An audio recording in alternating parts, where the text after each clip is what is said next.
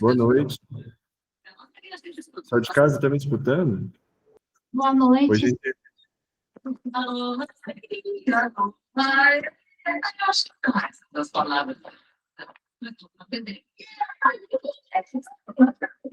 Tem alguém com o áudio aberto aqui. Toda vez, espera aí.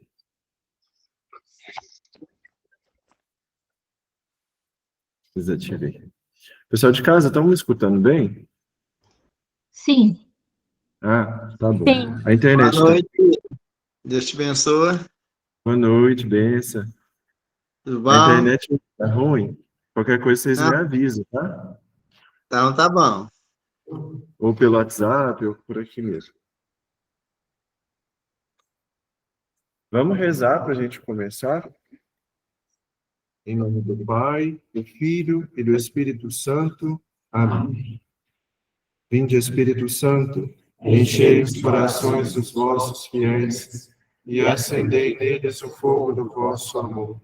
Enviai o vosso Espírito, e tudo será criado, e renovareis a face da terra. Oremos. Ó Deus, que instruíste os corações dos vossos fiéis com a luz do Espírito Santo, fazei que apreciemos retamente todas as coisas, segundo o mesmo Espírito, e gozemos sempre da sua consolação. Por Cristo, Senhor nosso. Amém. Santa Maria, Mãe de Deus, rogai por nós. Santa Teresinha do Menino Jesus, rogai por nós. Em nome do Pai, do Filho e do Espírito Santo. Amém.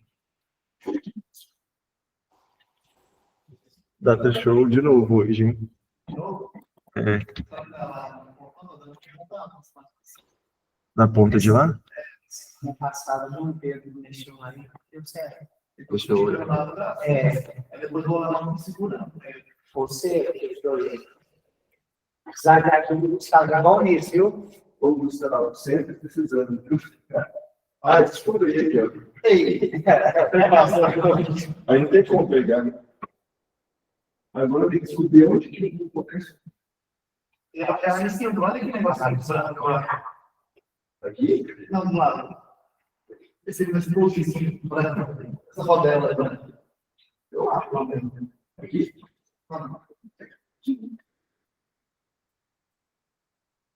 Eu acho que é. Pois é. Eu acho que foi a academia que estava mexendo, estava com alguma taxa.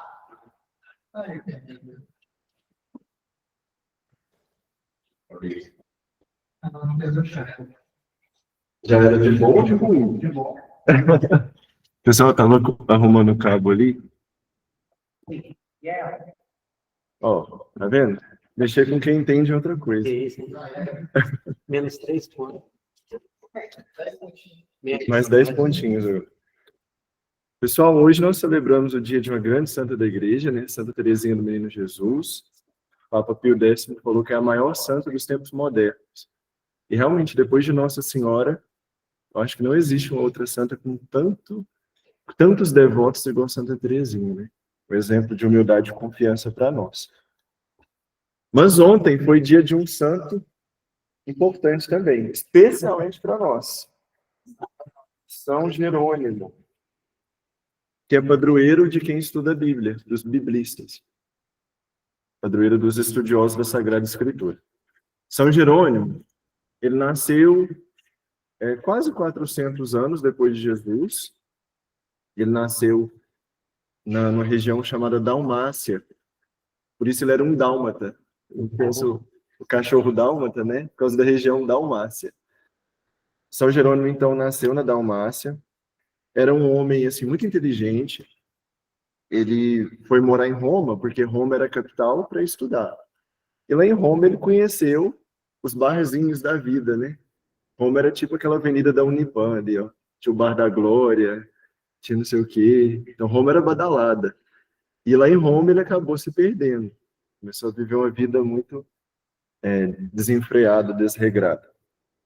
Até que um dia ele se converteu e ele quis viver uma vida de penitência, uma vida de santidade.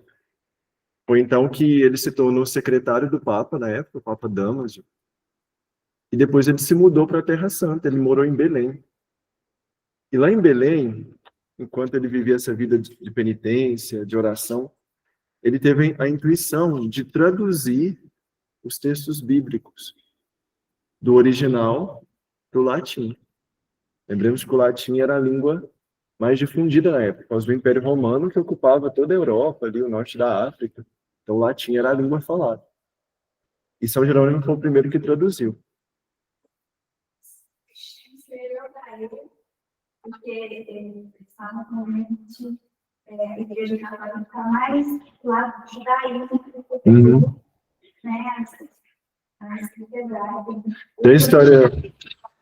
Tem uma história interessante disso.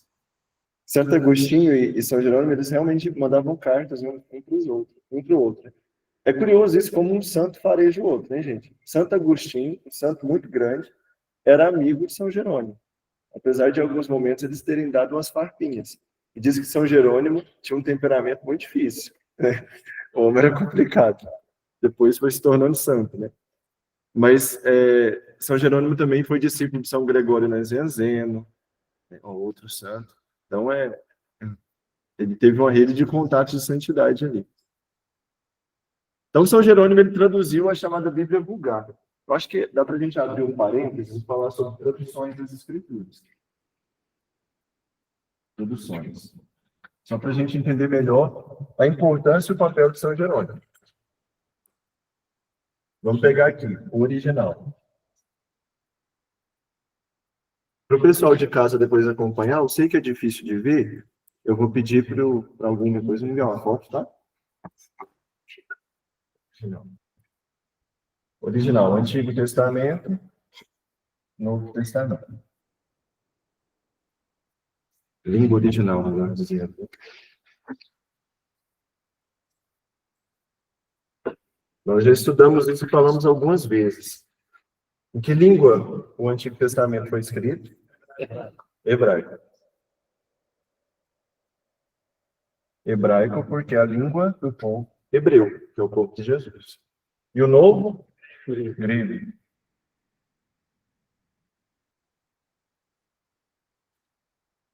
Essa aqui é o que nós chamamos de Bíblia Hebraica. Vamos colocar aqui Bíblia original, né? Melhor dizendo. Original.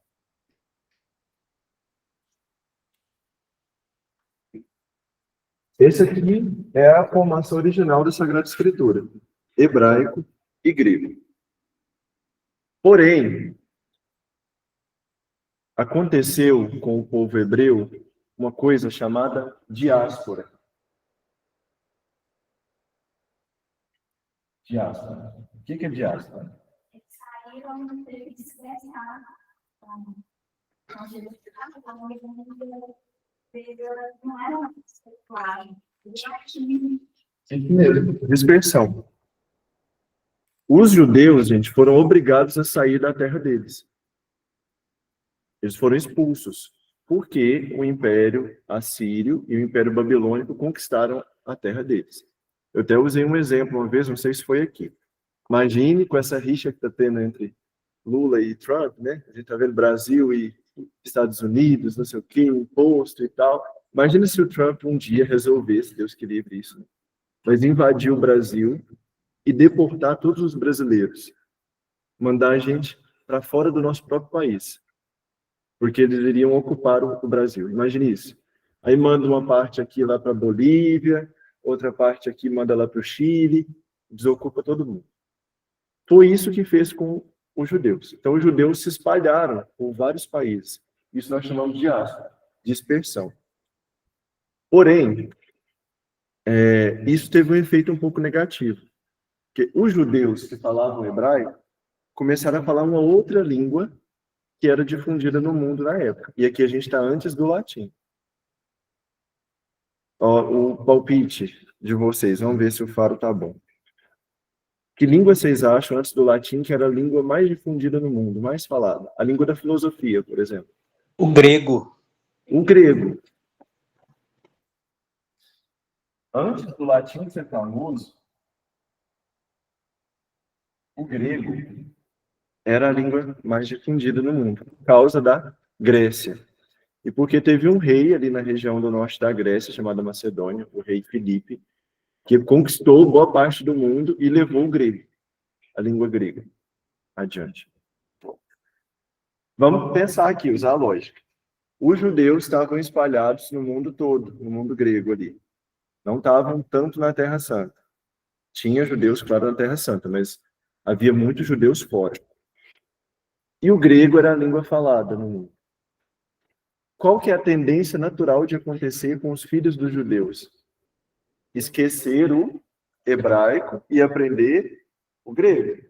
Usei o exemplo aqui, se nós fôssemos deportados para outro país. Vamos supor, o Chile, por exemplo. A tendência dos nossos filhos seria esquecer o português e aprender o espanhol, porque todo mundo lá fala espanhol. Então, olha a realidade. Os judeus estavam começando a falar grego e esquecer do hebraico. Então, veio alguém, mais ou menos 300 anos antes de Jesus, vou arredondar para 300 antes de Cristo, e traduziu aqui para o grego.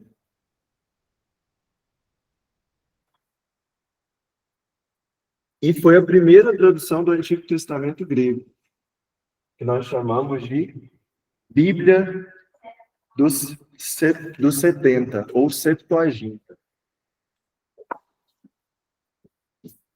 Esse 300 aqui embaixo.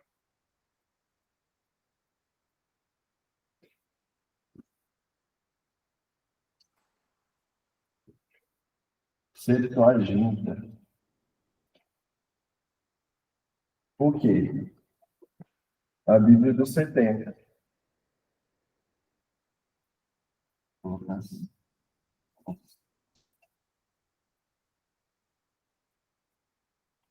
Ou em Romanos, é isso aí. LXX. Essa coisa de números romanos às vezes confunde a gente, né? É engraçado uma história que o seu Israel, eu trabalho com ele lá em Guimarães. Ele falou que quando ele morou em São Paulo, ele estudou no seminário Pio XI. Pio XI. 11 é XI, né? Aí ele falou que o povo passava na porta e falava seminário Pio X. Ele achava que era o XI. Não sabia do 11. Então, olha, aqui nós estamos antes de Jesus. É claro que o Novo Testamento não existia, né? Antes de Cristo. Então, a primeira tradução do hebraico para o grego foi chamada de Bíblia dos 70, ou Septuaginta. Por quê? Tem uma tradição que diz que ela foi traduzida, essa Bíblia, por 70 sábios, em 72 dias. Olha que incrível. Eles queriam ter a tradução mais verdadeira possível. Então, o que eles fizeram? Pegaram 70 sábios da época, colocaram em 70 quartos e falaram assim, vocês não vão ter comunicação com o outro. Cada um vai traduzir a sua Bíblia do hebraico para o grego. Aí eles ficaram lá, 72 dias, cada um mexendo com a sua Bíblia, sua tradução, ninguém comunicando com o outro. Aí diz que no dia 72, 72º dia, um colocou a cabeça de fora da porta e os outros também. Então, o primeiro milagre ali, todo mundo terminou junto, no mesmo dia. E quando eles foram comparar, as traduções estavam basicamente semelhantes. Claro, isso é uma lenda, né? Uma lenda judaica. Para dizer que a tradução foi inspirada por Deus, tão inspirada que todo mundo traduziu igual. Agora, nós vamos entrar na época de São Jerônimo. São Jerônimo veio depois de Jesus. Aí São Jerônimo ele encontrou que tipo de Bíblia na época dele? Tinha a Bíblia lá hebraica, mas ninguém falava hebraico. Tinha a Bíblia Novo Testamento grego, tinha o Antigo Testamento hebraico. Mas qual era a língua falada na época de São Jerônimo? Latim. O grego já não era difundido. Só que a Bíblia estava em grego. O que São Jerônimo fez? Ter que traduzir a Bíblia para o latim. Só que ele não traduziu o Antigo Testamento do grego. Ele voltou lá no hebraico, no original. Ele aprendeu o hebraico, traduziu aqui do hebraico para o grego, traduziu, perdão, do hebraico para o latim, e o Novo Testamento do grego para o latim. São Jerônimo fez a chamada Bíblia Vulgata. São Jerônimo.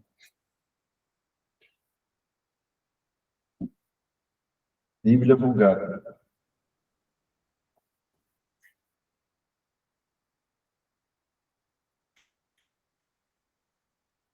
Por quê? Vulgata. Vulgata significa vulgar, que vem do vulgus, do povo. Vulgata. Porque o latim era a língua popular e eles traduziam para o latim. Mais ou menos no século IV depois de Cristo. Quarto ou quinto, né?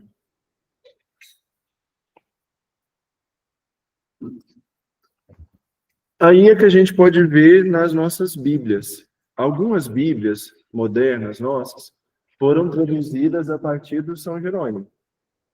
Então vai aparecer assim no começo, tradução da Vulgata Latina. Alguém aí tem alguma Bíblia escrita assim? Alguém de casa?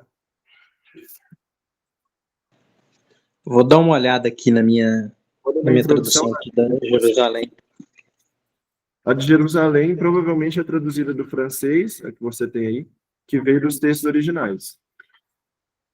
Da Vulgata. Ave Maria está da Vulgata? Tradução latina. Observe, quem tem Ave Maria em casa, olha, na introdução. Em matéria de doutrina não impede. Eu estou tentando achar aqui a da de Jerusalém, para a gente ver. Isso, que o francês, a Jerusalém é do francês e traduziu o hebraico e grego. Lembram de eu falar com vocês que a Ave Maria para estudo não é tão recomendada? Por quê? Aqui está a resposta. Olha, São Jerônimo fez uma tradução. E a Ave Maria é a tradução da tradução de São Jerônimo. São Jerônimo fez. Então, a tradução da tradução. Agora, quando você pega uma Bíblia que fala assim, traduzida direto do hebraico, direto do grego, aí ela vai lá na fonte. Isso funciona como se fosse um telefone sem fio, já viu? Que um fala uma coisa, aí o outro muda, fala outra coisa diferente, e no final, a palavra que saiu no último, telefone sem fio, é totalmente diferente do primeiro que falou, né?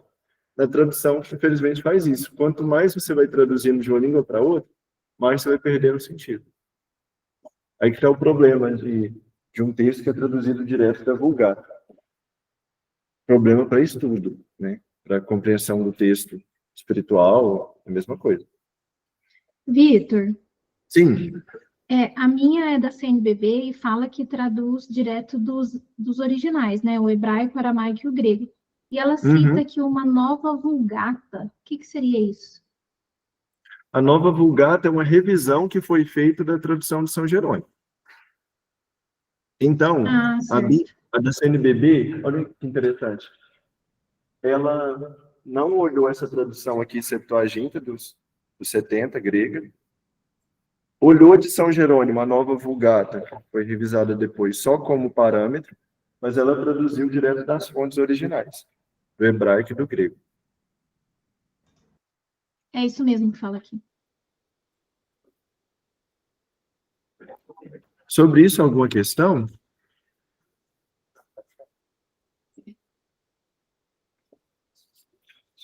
Pode tirar.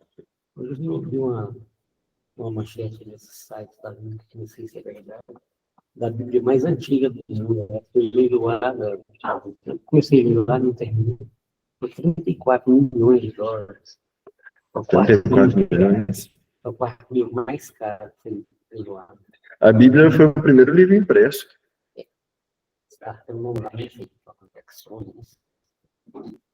Quando criou a impressora, imagina, antigamente, os monges copiavam a Bíblia à mão. Então, vocês pensam quão caro era ter uma Bíblia em casa, né? Que era um trabalho de anos e anos.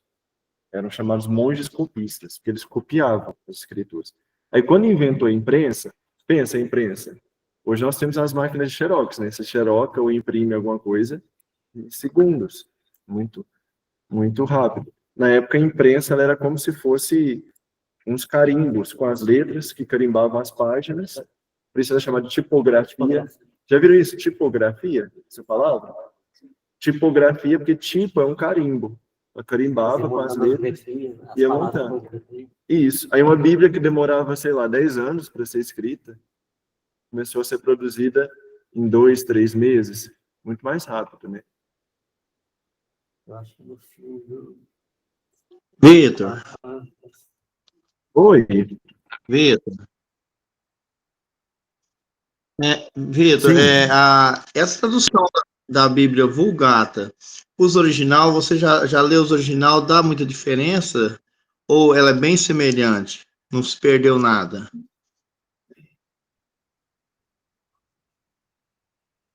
Tá me ouvindo? Deixa eu voltar aqui. Tô te ouvindo. Tá me ouvindo agora?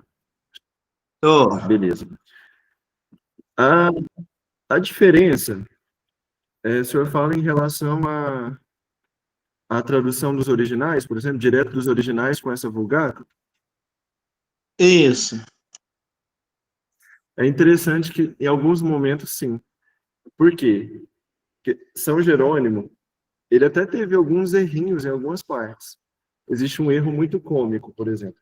Vocês têm internet aí? Quem tem internet, o pessoal de casa está fácil, pesquisa escultura de Moisés com chifres, do Michelangelo. Moisés com chifre. Aí já vai estranhar, né? Moisés tinha chifre? Como é que é isso? Acharam? Uma escultura em mármore, branca, de Moisés com chifre?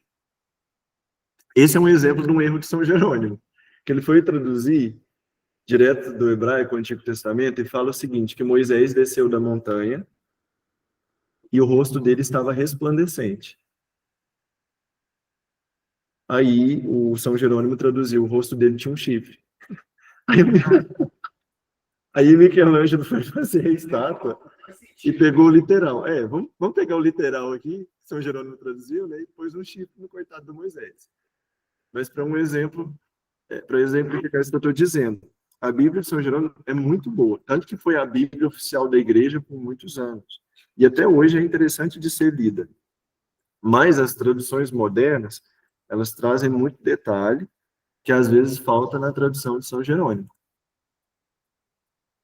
Então, esse aí do caso do Moisés com chifre é um exemplo, né? Clássico disso.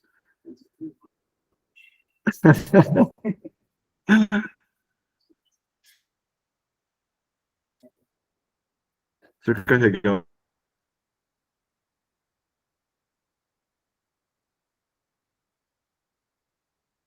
o nosso slide aqui.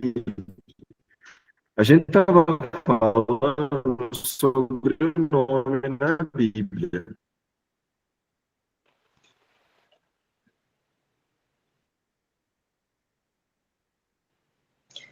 Professor, tá dando umas travadas aí no vídeo e no áudio, viu?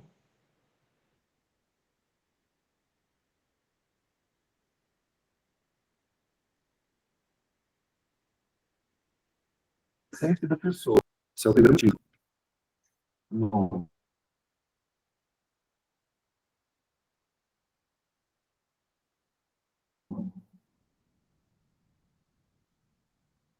Essência da pessoa.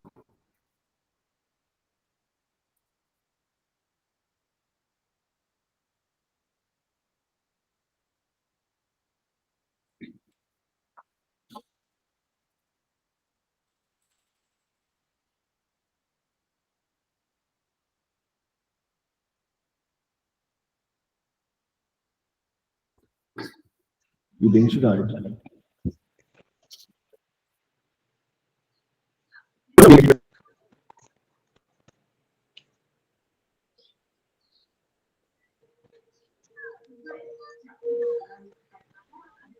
Professor, O áudio e o vídeo Mas o estão Rafael travando. aparece. Sim? O áudio e o ouvindo vídeo agora? estão travando um pouco. Deixa eu colocar o slide, vou ver se melhora. Às vezes é porque a internet estava carregando. Como é que tá agora? Tá melhor?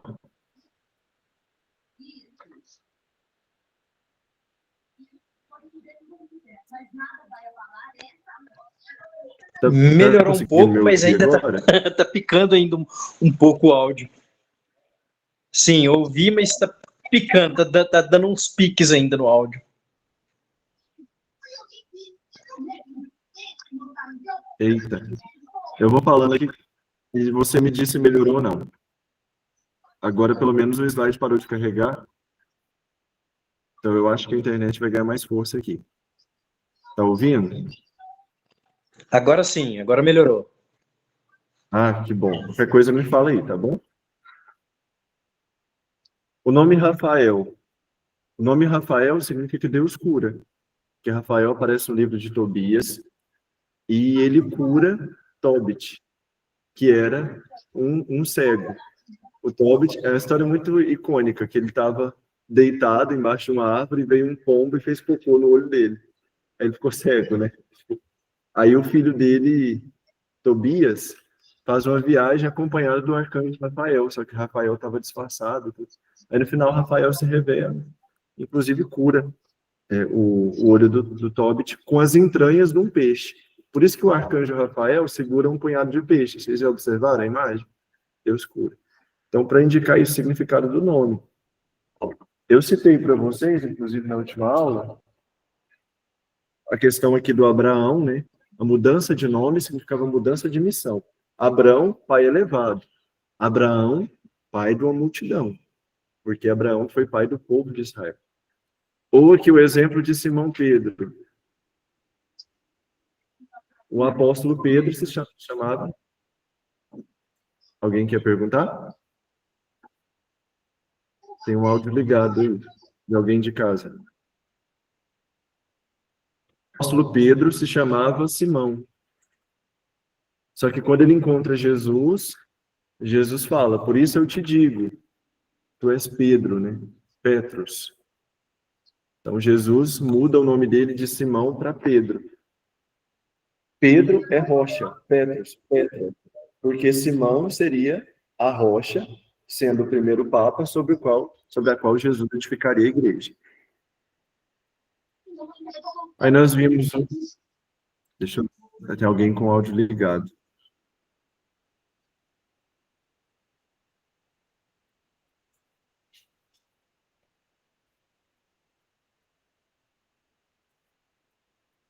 Será que desligou?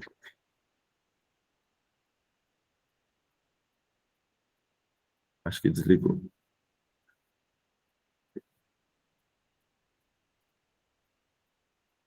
Bora voltar. Adão dá um nome aos animais. Quem dá o nome é aquele que tem autoridade sobre o nomeado.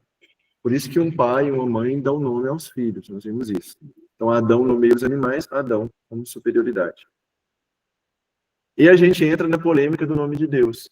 Deus ficava se resguardando para não revelar o nome.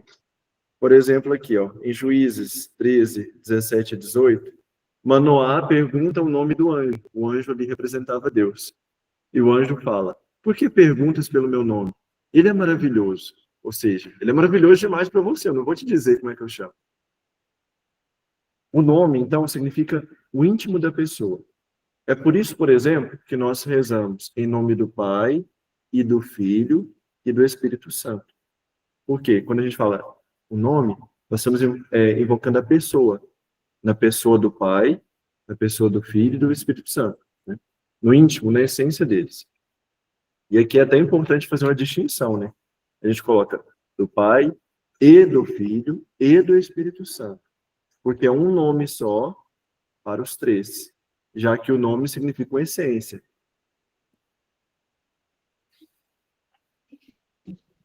Até na escrita, não, é importante a gente saber. Não é do Pai, vírgula, do Filho e do Espírito Santo. É do Pai e do Filho e do Espírito Santo, com 2 S. São 2 ligações. E o nome aqui indica a essência. Nós acreditamos em quantos deuses? Um só. Então, a essência de Deus é ser Deus, é um só Deus. E por isso que é um só nome para o Pai, o Filho e o Espírito Santo. Até que muitos têm mudado aquela música, né? Em nome do Pai, em nome do Filho, em nome do Espírito Santo, sabe? Para louvar, agradecer, bendizer. Fala 3 nomes nessa música, né? É um erro trinitário. É um só nome, que é uma só essência.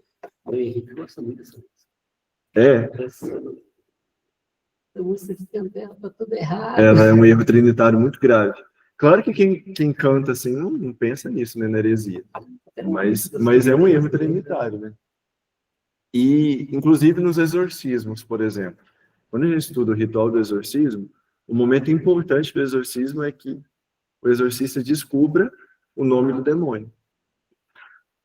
Então, às vezes, o exorcismo dura meses ali. Não é igual filme de terror, né? Que chega 2 minutos, já tira o diabo, tá todo mundo em paz se abraçando, né? Às vezes, o exorcismo é uma realidade muito complicada, que causa muito sofrimento na pessoa, que o diabo é relutante em sair. O diabo ou o demônio que está ali. O exorcista busca a todo momento descobrir o nome do demônio. E sempre falando, em nome de Cristo, revela o teu nome. Olha, que coisa interessante. Em nome de Cristo, ou seja, na essência, na pessoa de Jesus, revela o teu nome. Por quê? Quando o exorcista descobre o nome do demônio, ele, de certa forma, adquire poder sobre ele, para expulsá-lo. Entendeu? Então, um passo importante para o exorcista. Tem até aquela questão daquele manual de demologia que eles falam que é lorota. Manual de demologia. Você está falando do Padre Fortea? Eu estou com ele ali no quarto, inclusive. Pelo contrário, é muito bom. Vale a pena ler. Terminei de lê-lo tem umas 2 semanas.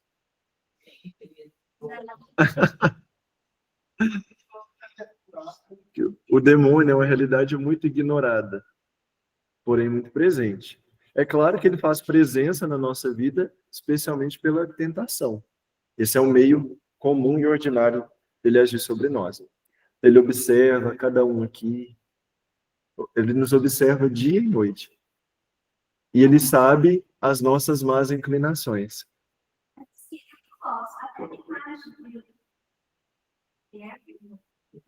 Tem revisando no nome. Vai rezar na devolução dele, né? A outra esquerda. Mas, assim, o povo tem mesmo medo de falar o nome, né? Satanás ou o diabo, como se fosse uma invocação. Isso é herança aqui, ó, do que a gente está falando. O nome é chamar a pessoa, né? Por isso, por exemplo, só um minutinho, já para o senhor falar. Por isso, por exemplo, que o 2º mandamento é o quê? Não falar o nome de Deus em vão, não é isso? Porque você fala o nome, você chama a pessoa, tecnicamente, né? Mas nesse caso aqui, claro, não é intenção invocativa. Mas, abrindo até um parênteses para esse mandamento, na última aula, no finalzinho, eu comentei para vocês que um judeu não fala o nome de Deus, né? Então, o mandamento tem uma explicação sobre isso. Tem uma clarificação sobre isso. Não falar o nome de Deus. Eu uso algumas páginas de judeus para entender algumas coisas do judaísmo, e até a forma como eles escrevem Deus, eles escrevem assim, ó.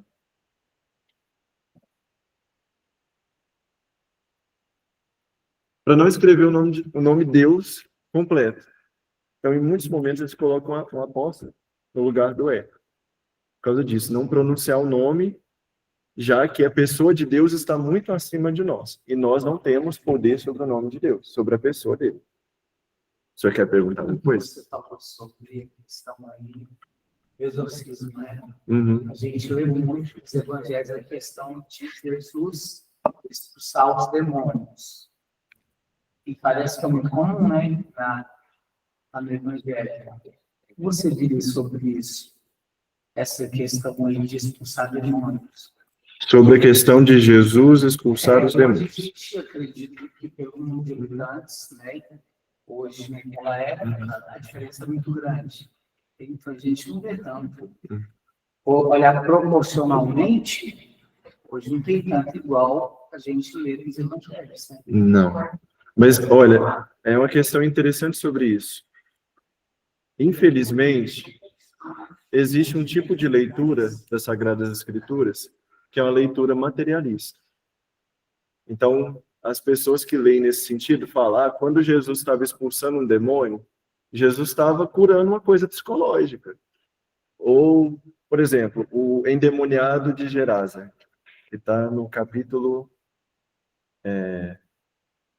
5º do Evangelho de Marcos, junto com a cura da hemorroíça.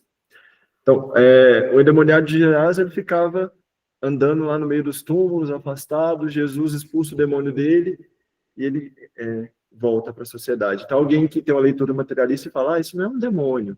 Isso é porque ele era um excluído. E Jesus chegou lá e deu a mão para ele e puxou ele para a rodinha dos amigos, por exemplo, né?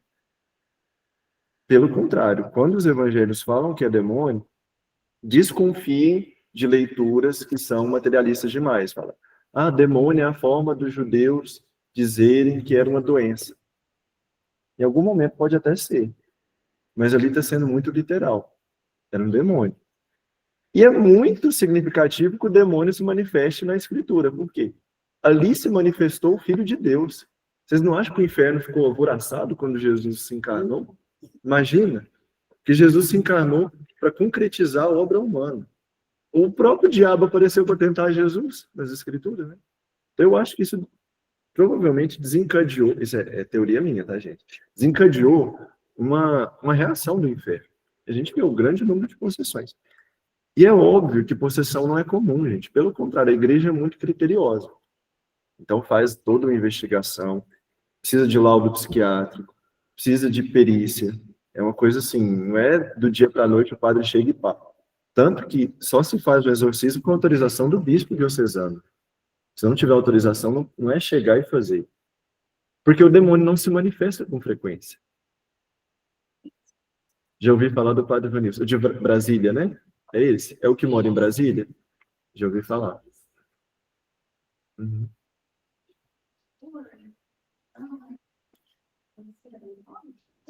Esses momentos assim são fortes. E ninguém pode fazer um exorcismo sem autorização do bispo. Então, provavelmente, esse padre deve ser um exorcista oficial. Né? Tem que ser. A nossa diocese agora tem um oficial, mas não tinha. Hoje é o padre Rui. Foi nomeado pelo bispo tem uns 2 anos, mais ou menos. Mas Oi? Um altão, cabelo grisalho. O diabo não se manifesta com frequência. Por quê?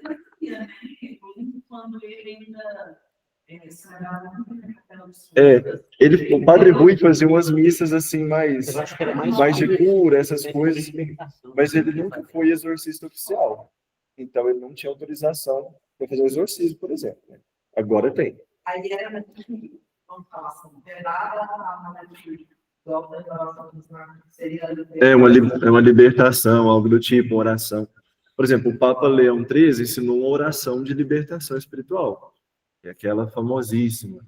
San Micaele Arcângelo, defenda-nos in prelio, contra nequitias et insidias diaboli est presidio. São Miguel Arcanjo, defendei-nos no combate. Defendei-nos contra as insídias, as maldades do demônio. Ordena-lhe Deus, instantemente o pedir. Vocês conhecem? De vosso príncipe. Papa Leão XIII dizem que ele teve uma visão do diabo em cima da igreja, literalmente, para atacar, né? E ele, então, compôs essa oração e pediu para ser rezada em todas as missas na época. Mas o diabo não tem interesse em se manifestar. Por quê? Se ele se manifesta, às vezes ele quer a perdição daquela pessoa. Mas o efeito positivo, se é que me entende, é muito maior, porque todo mundo fica com medo, e um monte de gente se converte. Entendeu? O diabo manifestou ali. Imagina, gente. Tá lá os ateus duvidando. Não, isso é psicologia, isso é mentira. E acontecem fenômenos ali paranormais. Isso aí é motivo de conversão. Então, o diabo não tem interesse em fazer isso, porque vai ser um tiro no pé. Deus sendo Deus, ele sabia que a pessoa estava possuída, então ele poderia ter traçado um caminho para chegar naquela pessoa. Diferente da gente, a gente sabe. A gente pode ter uma pessoa que acabou em cima ali. Para nós isso é misterioso, né? A não ser que se revele de alguma forma. Por isso que o exorcista busca sinais, né? Por exemplo, o conhecimento de uma coisa desconhecida. Vamos supor, tem um possesso aqui dentro. Aí eu sou exorcista, estou lá de fora, eu pego uma saca e coloco alguma coisa aleatória, um brinco lá dentro. Aí eu chego aqui e peço para ele dizer, em nome de Jesus, o que que tem? Ele fala, um brinco. Como é que adivinhou, né? Ou, por exemplo, pessoas que começam a falar línguas estranhas. Tem possesso que começa a falar latim do nada. Perfeitamente. Professor, Só um minutinho, tem uma pergunta aqui, eu já respondo a sua. E eu falo com inspiração em ela, né, que aprende, levou ela uma organizadora. E aí a organizadora falou, não, deixa eu lá, não vai fazer você. Você vai chamar, você vai chamar. Um dia a gente não voltou para beber água e ela veio uma compra. Aí ela gritou, quando chegou, a roupa não voltou. Infelizmente, gente, a porta de entrada do demônio, ela é aberta tantas vezes por quem sofre essa experiência da possessão. Então, a gente vê nos casos, quando se estuda, que boa parte dos casos de possessão, a pessoa ou estava envolvida com algum centro espírita, por exemplo, algum ritual, enfim, essas coisas de ocultismo, né? Aí tem algum envolvimento. Ou, por exemplo, pessoa que fica xingando o dia todo, gente. Tá chamando alguma coisa, né? Infelizmente, você está chamando o nome. É o que a gente está falando aqui, do nome. Quem que perguntou aí de casa? Pode perguntar. Fernando aqui, professor, não é nem de fato uma pergunta em si, mas é só um parêntese aqui, é porque, como está sendo falado aí, né, sobre a questão da manifestação, né, do diabo, né, e como isso é visto, né, e que, na verdade, as manifestações dele não são tão claras assim, né, porque ele prefere fazer a gente acreditar que ele não está ali presente, né. Perfeito. E aí eu lembro muito nessa situação de um filme, e aí fica até de sugestão. Eu acho que o pessoal deve conhecer esse filme, aquele filme O Ritual. Eu não me lembro mais qual é o ano, mas tem um trecho lá em que o personagem, né, que é um cético, ele tá numa reunião com o padre lá do Vaticano, que é exorcista, e o padre explica para ele desacredita, o padre está num processo de exorcismo ali, e ele desacredita daquele processo e fala, mas como que sabe que é o demônio que está aí? Como que sabe que é o, né? E aí o padre explica exatamente isso, olha, ele não vai se manifestar assim, eu tô aqui, gente, ó, olha eu aqui, não.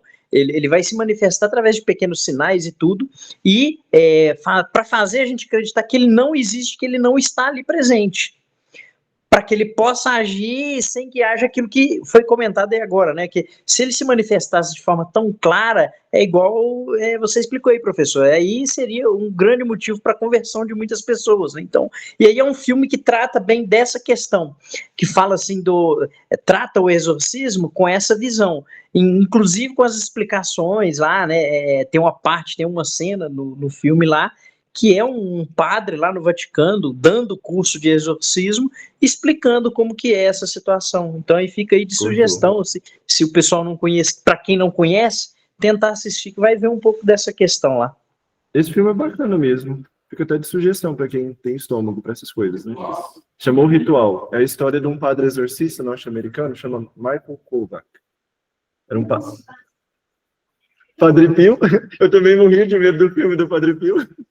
O diabo aparecia para o Padre Pio em forma de cachorro. Vocês sabem, né? Batia no Padre Pio. Tem os freis, os frades, né? Que moravam do lado do Padre Pio, não conseguiam dormir à noite, por causa dos barulhos, né? Apareceu já em forma de mulher para tentá-lo. Então, era uma loucura na vida do Padre Pio. Inclusive, até quando o Padre Pio sentava no confessionário, o diabo vinha para confessar. No confessionário vocês já viram, tem uma parede, umas coisas, e começava a falar coisas tão profanas, assim, tão pesadas. Na hora que o Padre Pio tirava a cortina e olhava, não tinha ninguém. Era o diabo balbuciando pecados ali. Foi muito presente na vida do Padre Pio. Não tô não.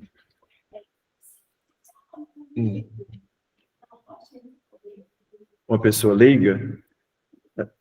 Essa é uma polêmica, porque tem uma coleção de filmes, uma série, vocês devem conhecer, chamada Invocação do Mal, que é a história de um casal norte-americano chamado Ed Warren e Lorraine Warren. E, teoricamente, ele é um leigo que teria faculdade de exorcismo.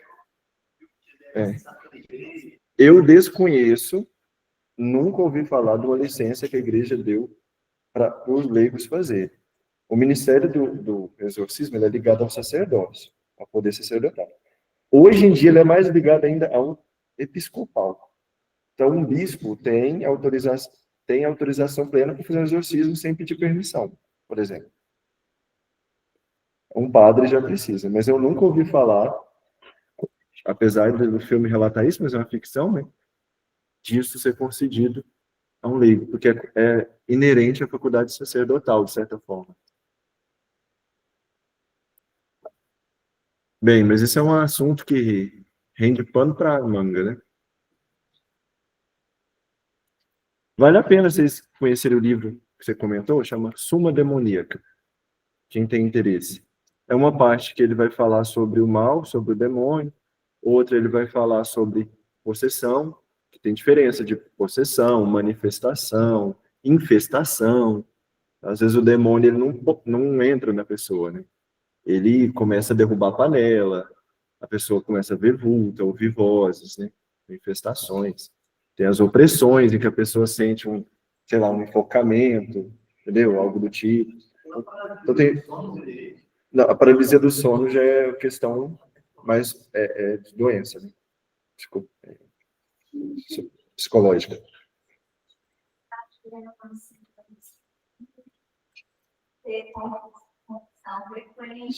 Se está em estado de graça, não precisa. Quando eles se levantaram, igual como nessa 40 dias que são de agora aqui. É verdade, gente, é verdade mesmo. O cansaço, o física, de uma pessoa que fala, realmente pensar algo. Gente, tenham plena consciência disso. O que nós temos que ter medo entre aspas, né? Quem está com Deus não precisa temer o diabo. Mas assim, o que a gente espera que vai acontecer conosco de um modo ordinário é tentação. E, infelizmente, ou, enfim, é a ordem das coisas, né? O demônio vai tentar quem está mais próximo de Deus. Muita gente pensa que, quem está numa vida mundana que está ali, o diabo está tentando. Para que o diabo vai tentar quem já está trilhando um caminho de perdição? O diabo quer fazer alguém que está no caminho certo se perder. Essa que é a lógica. Justamente. Esse ditado, quanto mais reza, mais assombração aparece, é muito verdade. Porque o diabo quer perder os filhos de Deus. Essa é a história do livro de Jó. O livro de Jó é a história de um homem justo, que temia a Deus, mas que o diabo tenta ele de todos os tipos, mata a família dele, derruba a casa dele em cima dos servos, mata os animais dele. Então, ele é um homem que fica ali à deriva, ele se sente perdido, mas o diabo está querendo a todo custo fazer que ele blasfeme contra o nome de Deus. Então é esse o alvo do diabo. E agora a gente volta lá na questão primitiva. Faz todo sentido os demônios se manifestarem tanto nas Escrituras, que ali estava acontecendo o ápice da salvação. E já assistiram o filme A Paixão de Cristo? É curioso isso, que o filme A Paixão de Cristo mostra o diabo quase que rondando Jesus o filme todo. E tem uma parte que é muito marcante. Se não estão se lembrados disso, reassistam. E na hora da flagelação de Jesus, o diabo aparece segurando um bebê horrível, um bebê tudo enrugado. Vocês já lembram dessa parte? Pessoal de casa, não sei se vocês já viram esse filme, A Paixão de Cristo. Se não assistiram, assistam. Foi produzido pelo Mel Gibson. Então tá lá, Jesus sendo açoitado e o diabo passando com um bebê. Aquela cena sempre me deixou assim. O diabo não tem filho, né? Mas era uma chacota do diabo. O diabo está querendo dizer assim para Jesus: Deus, olha como Deus trata seu filho. E Jesus estava ali sofrendo. E até o diabo trata bem seus filhos. Entendeu? Que zombaria. Claro que isso não é bíblico, mas é uma forma de mostrar isso. E ali o diabo estava tentando Jesus de todas as formas. Mal ele sabia que a cruz não seria derrota. Mal ele sabia que a cruz, que pareceria o fim de Deus, na verdade foi a porta da salvação. Glória ao Pai, ao Filho e ao Espírito Santo. Amém. Tem sido agora e sempre. Amém. Então, até semana que vem. Pode. Ó, é uma coisa importante a gente discernir isso. O diabo, gente, ele não tem poder ilimitado. Então, ele não pode fazer tudo que ele quer. Em determinados momentos, ele não consegue, como é que eu posso dizer? Alguns exorcistas dizem isso, que ele não consegue, por exemplo, ler toda hora o que a gente está pensando. Quando você está rezando, ele não sabe o que você está falando para Deus, que é o mais íntimo de nós, ele não tem acesso. O diabo, ele sendo anjo, tem poder sobre a matéria. Então, por exemplo, ele pode aparecer em forma de pessoas, ele pode imitar vozes, ele pode não possuir, né, infestar em objetos, e pode, inclusive, aparecer em sonhos também. Ó, é só a gente olhar o lado inverso. São José, no Evangelho de Mateus, ele não recebe a visita de um anjo em sonho? O demônio é um anjo, né? Então, tecnicamente pode. Mas isso, para a gente, é necessário muito discernimento. É sempre olhar ali os dois extremos e não cair neles, né? Porque para uns, o demônio não faz nada, não existe, não manifesta, não interfere, e para outros, tudo é o demônio. A gente tem que ter um equilíbrio, né? E eu gosto muito de uma espécie de conselho de Santo Inácio de Loyola. Ele fala assim: a ação do demônio na nossa vida, ela sempre tira a paz. Então, como eu sei discernir se é uma tentação ou se é vontade de Deus? Tudo que Deus me inspira dá paz. Mesmo que seja uma inquietação. Estou pegando uns minutinhos de intervalo, vocês se importam? Sabe explicar isso? Por exemplo, eu estou no seminário. Vamos supor que eu começo a ter uma crise vocacional. Eu começo a pensar em casar. Mas se essa crise vem de Deus, quando eu vou pensar em casar, vai me dar paz. Aí eu sei que é vontade de Deus. Agora, se fosse coisa do diabo, eu ia ficar aflito demais. Tão aflito, que ia me sentir perdido. Esse tipo de inquietação, Deus não faz. Quem faz é o demônio. Porque o demônio não é capaz de trazer paz. Paz é fruto do Espírito. Santo Inácio de Loyola, ele fala: o fruto do Espírito, o fruto de Deus é paz. E do diabo é tormento, é dúvida, é inquietação ruim. Então, esse é o ponto para a gente discernir uma tentação, né? No chamado de Deus. Bem, você...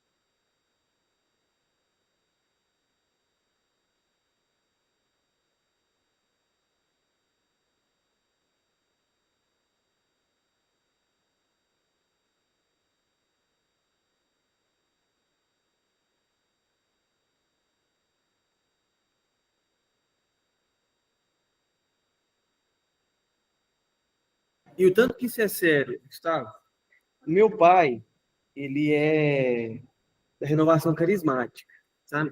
Ele foi pregador durante muito tempo, e minha família é lá de São Paulo. A gente morava na cidade chamada Bragança Paulista. Isso foi um dia, era por volta de 11h30. Eu lembro vagamente que eu tinha 11 anos de idade, criança. E aí ligaram para o meu pai, e falaram assim: José Marcelo, aqui na minha casa, o meu esposo está se rebatendo, fez as necessidades no chão, assim, sabe? Um negócio horroroso. E tá falando com uma voz diferente. Você não pode vir aqui rezar, não? Aí meu pai falou assim: nossa senhora, ligou primeiro pro padre, e o padre não quis ir, e os padres não queriam ir. Aí ele juntou um grupo que eles tinham lá de intercessor para rezar, né? Foram lá, 11h30 da noite, tá? Isso meu pai contando a história depois. Diz que chegou lá, E um desses rapazes que estava com ele não era para ele ter ido, né? Meu pai convidou um outro pregador, né? E esse pregador foi e tinha um rapaz, eu quero ir junto, porque eu quero rezar. Eu disse, não, não é melhor ir não, porque essas coisas é meio complicado. Não, eu quero ir junto, porque eu quero ir. Eu disse, tá bom, né? Aí foi junto. Chegou lá e começou a rezar. O rapaz estava com um bicho ruim, né? E aí, no meio da oração, assim, que o rapaz olhou por esse, que não era para ter ido, né?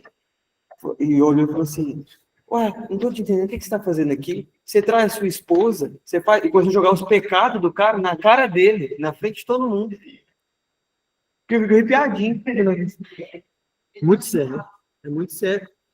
Não, o rapaz, assim, que tava, o esposo da moça, né, que estava possuído, jogou os pecados do rapaz que foi rezar na cara dele. Por isso que eu falo assim, nossa, o bicho ruim observa a gente o tempo todo, né? O tempo todo. Então, quando a gente fala assim, essas coisas, rezar, tem que estar confessado, né? Tem que ter jejum, estado de graça, que é muito sério. Muito sério. Essas histórias assim, fico imaginando a cara do nosso, né? E aí depois disso que ele contou pro meu pai, falou assim, ô, Zé Marcelo, não conta isso pra minha esposa, não, eu vou resolver minha vida agora. Ô, mas, meu Deus.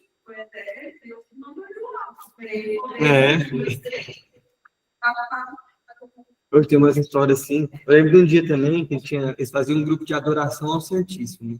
E eu tocava violão. Titinho assim também. E aí no final eles faziam aquele momento lá, fazia a fila e ficava rezando pro pessoal, né? Pra vida deles assim. E aí tinha acabado tudo, estava fechando a igreja e chegou um casal. Um rapaz, não, esse aqui é um jovem, tal, do grupo de jovens. Ele tá passando meio mal, você pode rezar para ele? Era também quase meia-noite, podemos, né? E foram lá para a Capela do Santíssimo. E meu pai falou assim: ô, você vai ficar de fora da igreja. Eu falei assim, entra não, porque agora a gente vai fazer a oração ali, o rapaz está passando mal. Eu sei que eu ficar de fora, não fiquei não, mas eu escondi assim lá no fundo da igreja. Só eu escutava banco arrastando dentro dessa Capela do Santíssimo. E eles começaram a gritar. Eu falei, Senhor da Badia. Aí eu fui lá para fora jogar joguinho no celular, porque eu tô indo embora. Eu secreto. Não, eu entrei na igreja para ver, né? Curioso essa história louca assim, gente. Gente, vamos rezar. Começou na saulinha. Em nome do Pai, do Filho e do Espírito Santo. Amém. Ave Maria, cheia de graça, o Senhor é convosco. Bendita sois vós entre as mulheres. Bendito é o fruto do vosso ventre, Jesus. Santa Maria, Mãe de Deus, rogai por nós, pecadores, agora e na nossa morte. Amém. E no Espírito Santo, descei sobre nós e permanecei para sempre. Do menino Jesus, rogai por nós. Em nome do Pai, do Filho e do Espírito Santo. Amém. Amém. Assim, tem os que não acreditam, né, nessas coisas. Na nossa fé, na nossa religião,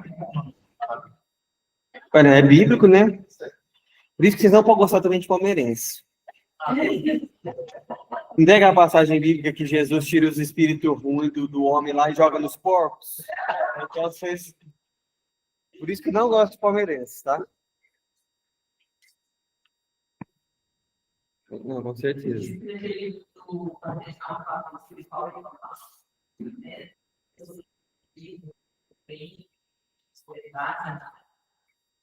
E para o demônio é uma vitória, né? Para quem não acredita nele, é uma vitória para ele. Né? É muito complexo. Eu falo assim que eu fiz a quaresma com o Frei Gilson, né? Os dias lá da quaresma da madrugada. Tinha dia que eu via que, de fato, assim, eu estava muito cansado e dormia no meio do terço, do rosário lá. Aí eu sabia, tinha dia que eu falava, não, isso é humano mesmo. Aí eu já estava fazendo a pregação, os meninos estavam chegando na capela, pô, gente, que é isso? Mas tinha dia que eu sentia alguma coisa que, opa, é uma coisa que é espiritual. Exatamente, é alguma coisa espiritual que eu estou combatendo, sabe?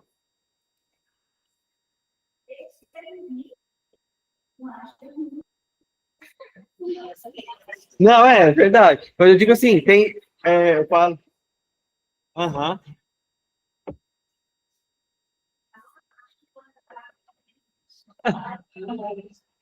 Não, não. Mas isso é verdade. Ele fala assim que durante essa quaresma, sabe quando você faz um propósito ali, de fato tinha dias que eu tinha sono, mas tinha dias que eu senti que era algo espiritual mesmo, sabe? Aí o povo conversa também, eu fiz com o Denis a primeira vez naquela época. Aham. Os pais disso também. E aí, na hora, ele falou assim: se escrever esse novela, os espíritos não puxam dentro, porque eles buscaram.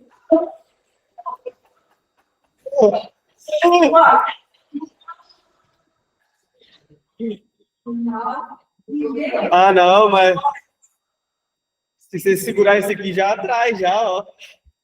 Só de segurar esse aqui já atrai o espírito ruim já, ué. Já rezei com Frei Gilson, com as irmãs eu não rezei. Eu vou rezar um dia com as irmãs, do resto eu não rezei com nenhum dia com elas.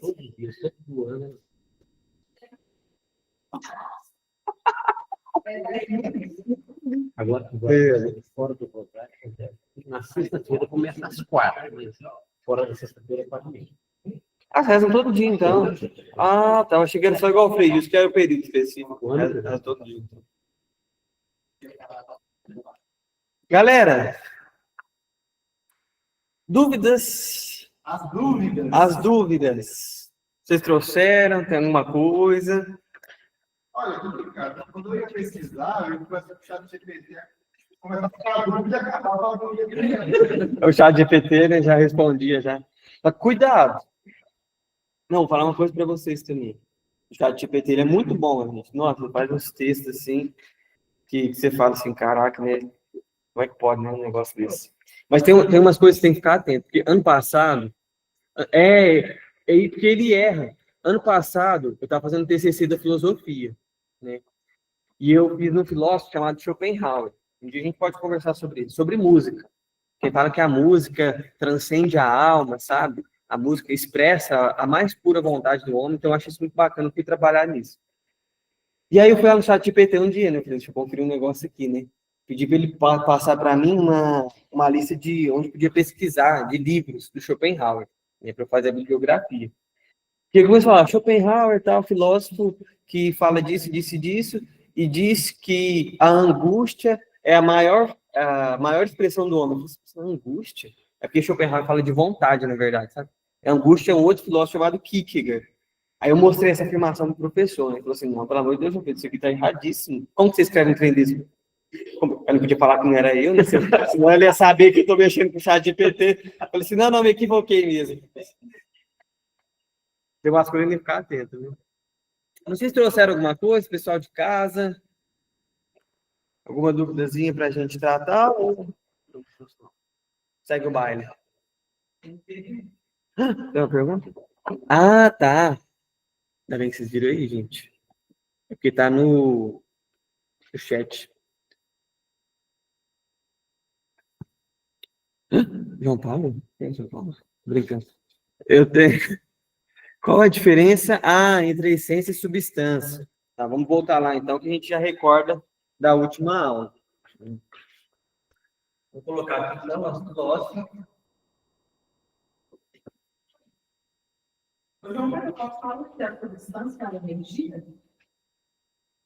Ou a energia?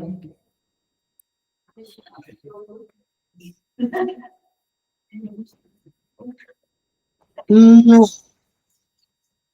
Sabe por quê? É que assim, eu tenho que entender o que você está compreendendo por energia. Né? Porque, por exemplo, quando a gente fala de substância, vamos conceituar, que eu acho que vai ficar mais fácil. Vamos pegar a essência, né? A essência, vocês lembram o que vocês anotou da última aula, quando coloquei essência? Faz uma coisa ser o que é. Isso, é o que faz aqui a coisa ser o que ela é. Então, Gisele. Então, Gisele, ó, essência é o que algo faz com que a coisa seja. Então, por exemplo, né? Eu vou chegar na sua pergunta, tá? Aqui nós temos um pincel, né? Na aula passada nós usávamos o exemplo da garrafinha d'água. O pincel, existe algo nele, né? Assim, que eu não vejo, porque é algo metafísico, né? Que tem até o livrinho dele aqui, de Aristóteles, que é algo que está para além dessa realidade, mas que me faz diferenciar isso aqui de uma caneta. Eu sei que isso aqui é um pincel, isso aqui é uma caneta. Por quê? Por vários fatores que a gente viu, lembra? Matéria, forma, né? Ato, potência, mas principalmente porque aqui tem uma essência de pincel e aqui tem uma essência de caneta. Por mais que eu não vejo essa essência, a essência me diz o que algo é. Agora, a substância, por que ela não é uma energia? Eu posso dizer que a substância, quando eu conceituo ela, eu digo que a substância é aquilo que algo é em si mesmo. A substância é aquilo que algo é em si mesmo. Então, a essência é o que faz com que algo seja o que é. O que faz com que isso seja caneta é uma essência que está nela. Agora, o que é a substância? A caneta mesma. Entendeu? Sim, é porque eu tinha notado que não depende de nada para existir. Exatamente. Não, por exemplo, Se a gente for pensar exatamente, aí a fé seria uma substância, nesse sentido, nesse conceito, sim. Ok, mas aqui a substância para Aristóteles é o que a gente chamou de ousia, lembra? Sim. Então, é aquilo que é em si mesmo, né? Então, então, eu falo assim, que ela não envolve só o pincel. É o que a gente falava lá, ela envolve a matéria do pincel. Então, por exemplo, a essência, qual que é a essência de pincel? O pincel é o que faz com que o pincel seja o que ele é. Isso é a essência. Só que se eu pego a matéria disso aqui, a matéria disso daqui é plástico. Então, qual que é a essência do plástico? Aquilo que faz que ele ser o que é, plástico. Né? Agora, a substância é o que é em si mesmo. Né? Então, aqui tem uma caneta, mas a substância... Aqui tem um pincel, mas a substância do pincel envolve o pincel, envolve a forma do pincel, envolve o plástico, a substância do pincel. Exatamente, envolve a tinta, envolve tudo, exatamente. Não só o pincel, diferente da essência. Que a essência é só para algo que está aqui, que faz com que esse pincel seja o que é, mas a substância envolve todas essas categorias de ato, potência, matéria, forma, certo? Respondido, Gisele, um pouco... Ai, nossa, essa pergunta é complicadíssima. Vocês vão estudar na matéria chamada Trindade. Fiquem firmes no curso, inclusive. Vai ter uma matéria que vocês vão estudar só sobre... O Pai, o Filho e o Espírito Santo têm a mesma essência ou a mesma substância? A mesma substância. Como só Pegou a referência. É a mesma substância, tá? Mas isso aqui, vocês não preocupem, que vai ter uma matéria própria. Vocês vão falar só de Trindade durante um semestre inteiro, tá? Mas aqui seria a mesma substância. Por quê? Porque daí, o que fez Jesus, por exemplo, ser verdadeiramente homem? Uma essência humana. Menos de pecado, claro. Mas corpo, sentimento, né, dores, angústias, né, quando ele estava no jardim lá do Éden, por exemplo. Jardim do Éden. No Jardim das Oliveiras. Como é que chama mesmo, gente? Getsemane. Então, assim, a essência difere. O Espírito tem uma essência, o Pai uma essência, o Filho uma essência. Mas a Trindade, enquanto si, são a mesma substância. Aí tem a oração, né, que a gente reza. Consubstancial ao Pai, né? Ou seja, da mesma substância do Pai. Sim. A mesma substância. Mas é um mistério. Igual Santo Agostinho, a gente vai chegar nele, mas ele fala assim, que entender o mistério da Trindade é a mesma coisa de eu cavar um buraquinho assim e tentar colocar toda a água do oceano dentro. Isso é impossível, né?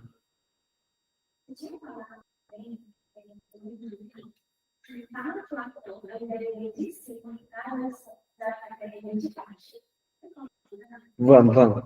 Pessoal, só falo pro pessoal de casa. Pessoal, é o seguinte, a pergunta é, para Platão, dizia que a ideia vinha de cima e para Aristóteles de baixo. O que isso quer dizer, né?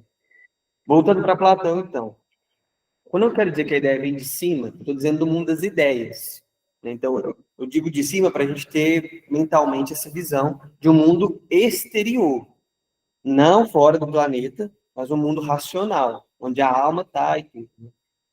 Platão diz o seguinte, eu sei que essa caneta é caneta, esse pincel aqui, de toda hora, esse pincel é pincel, porque existe neste mundo superior uma ideia perfeita de pincel.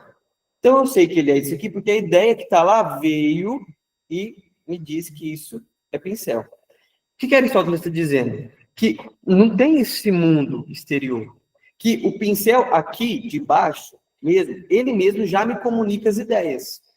Então, ó, a diferença é essa. Platão, a ideia faz isso aqui, a nossa mente. É do mundo das ideias, de cima, vamos dizer assim, para a mente. Para Aristóteles é diferente. A ideia vem de baixo. Vem da coisa para a mente. E esse processo aqui é o que a gente falou na última aula, chamado de abstração. Lembram? Né? Isso.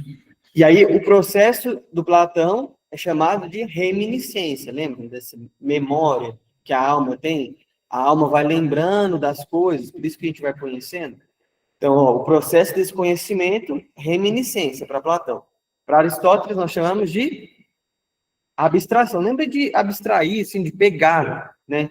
De tirar mesmo, tirar a ideia da coisa, vamos dizer assim, né? Para Aristóteles, a gente não tem conhecimento sem experiência. Exato. Se eu não pegar essa caneta e sentir ela no pé, eu não vou saber que é uma caneta. Sim e não. Por quê?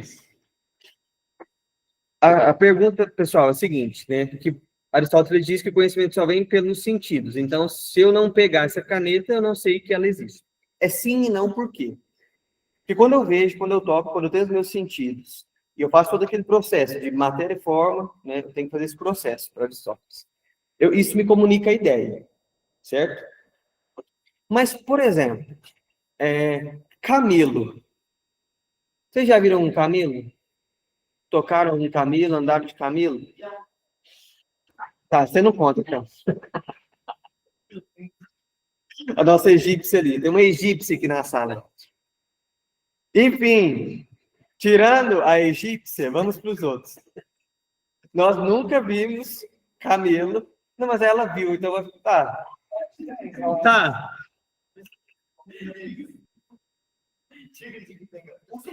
Tá, um urso polar. Um urso polar. Pode ser? Já viu? Não? Achamos alguma coisa que ela não viu. Só na Coca-Cola. Mas vamos lá, um urso polar. Nós nunca vimos, nunca tocamos, nunca cheiramos, sentimos nada. Ele existe? Existe.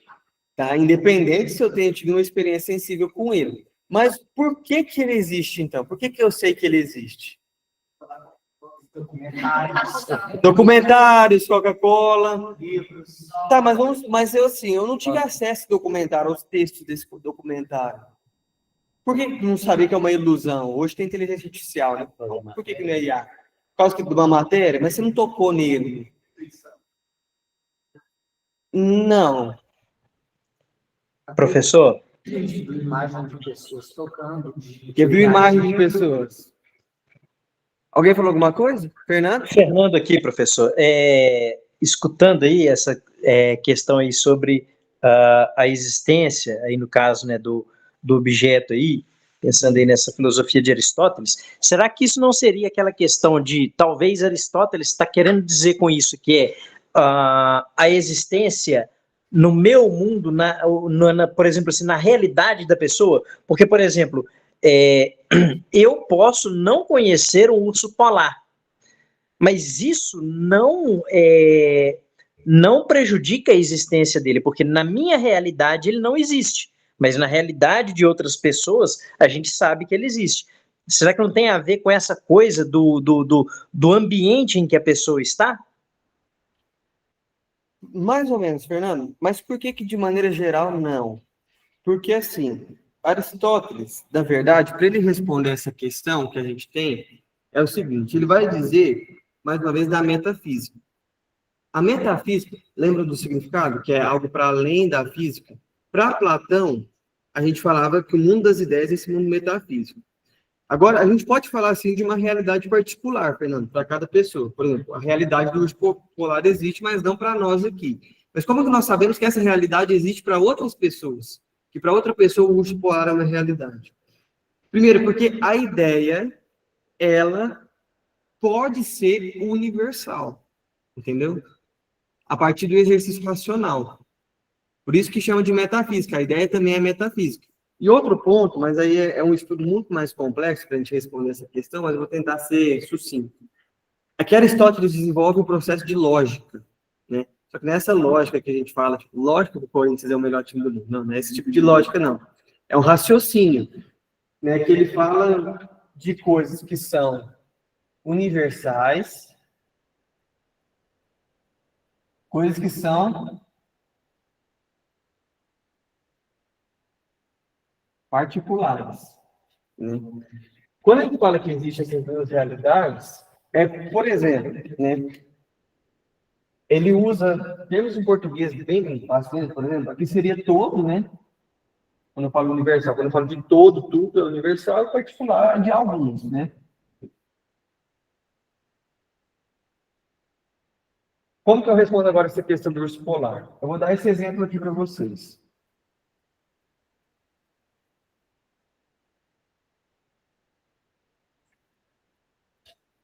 Todo homem é mortal. Tem essa frase. O Gustavo é homem.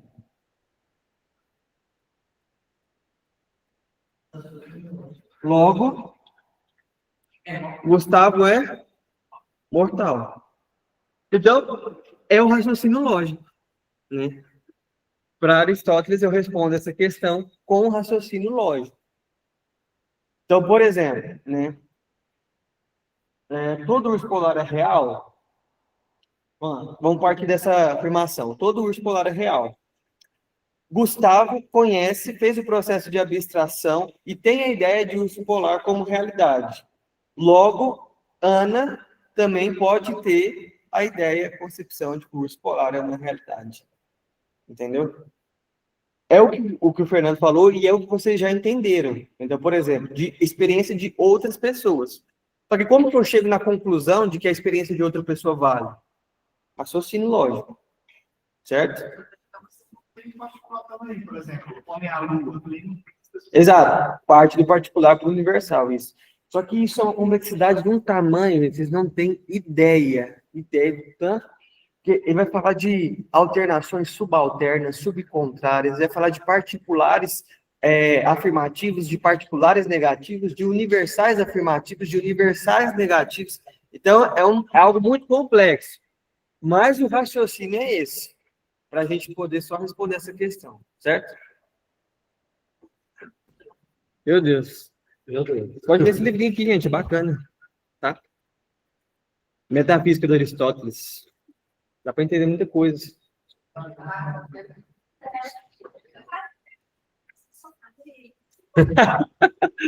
Acho que não, gente. Mas está respondida a questão, certo? Vocês já entenderam isso, mas a gente precisa entender esse processo. Respondi, Shalom. Então tá bom. Por que que então Aristóteles é para baixo, vamos dizer assim, né? E Platão seria para cima, justamente por onde se encontra o local das ideias, onde eu adquiro as ideias. Certo? Lembram-se do processo de abstração? 3 pontos, né, que a gente precisa entender. Observação, análise e síntese. A observação e síntese bem tranquilo, né? Observação é ver, né? É experiência. Quem não vê, então, não sabe das coisas. Não. Observação no sentido de contato com os sentidos, né? É claro. A análise, eu tenho que fazer uma separação do que eu chamo de acidentes e da substância. O acidente é aquilo, da essência, a existência, né? O ato, potência e a substância na ideia de matéria e forma, certo? E por fim, a síntese, né? Eu chego a uma conclusão. Descobrimos que é garrafa. Já achei bom demais, eu encontrei com uma aluna que está fazendo online aqui esses dias, e eu não conhecia ela. Ela está online, né? Ela falou, professor, eu falei, opa, então você está, minha amiga. Ela, pois é, a garrafa, isso é garrafa. É verdade. Pessoal, então, mais nada de dúvidas? Assim, até aqui, assim? É muita coisa também, né, gente? João, eu Pode fiquei falar, Sara. eu fiquei com uma dúvida no que você falou aí por último. É o processo de abstração que você falou? Isso. Como é que é? Então, para Aristóteles, assim, o conhecimento eu adquiro, né, a partir das coisas. Só que esse processo, vamos dizer assim, do conhecimento sair da coisa e vir para minha mente é chamado de abstração. Se dá por 3 passos. O primeiro passo é a observação, né? Eu vejo esse objeto, eu toco, eu conheço, né? A observação se dá pelos 5 sentidos, né, que nós temos. Depois da observação, nós temos o processo que nós chamamos de análise, o segundo passo. Na análise, eu vou separar aquilo que a gente viu na última aula. Eu vou ver o que é matéria, o que é a forma, qual que é a essência disso, o que é isso aqui em ato, lembra? Ato e potência. Ato é o que a coisa é agora. Né? Isso aqui é pincel agora. Qual que é a potência disso? Pode ser um lixo, por exemplo. Né? Então, é o processo de análise. É essa separação que eu faço. E, por fim, o terceiro ponto, a síntese. Síntese significa conclusão, né? Eu chego à conclusão de que, de fato, isso aqui é um pincel. De fato, aquilo ali é uma garrafa. Então, esse é o processo de abstração. Que depois, Santo Tomás de Aquino, ele vai chamar de adequação do intelecto à coisa. Né? Para falar de Deus, é claro. Mas acho que é mais confundido que contém curiosidade, né? Tudo bem, Sara? Tudo certo, obrigada. Imagina. Mas é bom. Vai lá, Charlão. Isso. Maiêutica, vamos voltar lá no Sócrates. A maiêutica, ela significa parir ideias. O que seria assim? A ironia, eu instigo, a pessoa faz a pergunta. A maiêutica, vou simplificar aqui, mas seria tipo start. Por exemplo, é aquilo que a gente fazia. O que é a felicidade? Hã? Não necessariamente. Ela traz a ideia. Não é que ela muda a opinião, mas ela traz a ideia. Por exemplo, ela fala de felicidade. O que é felicidade? A alegria. Mas o que é alegria? É isso. Mas o que é isso? É isso. Mas o que é isso? É isso. Aí no final de tudo isso vai chegar a ser uma conclusão.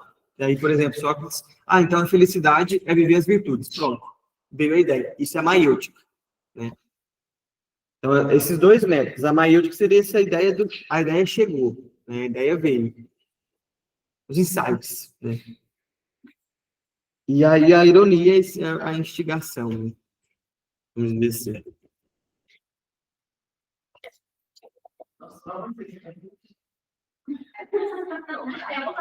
Vai. Inclusive tem aquele trabalhinho primeiro, viu? Você tá lembrando, né? É mesmo? Vou ficar tranquilo. Acho que não vou passar uma prova, não, vocês. Aqui trabalho lá. Vocês fazem ele caprichado, viu, gente? Eu não passo prova, não. Mas tem que estar caprichado.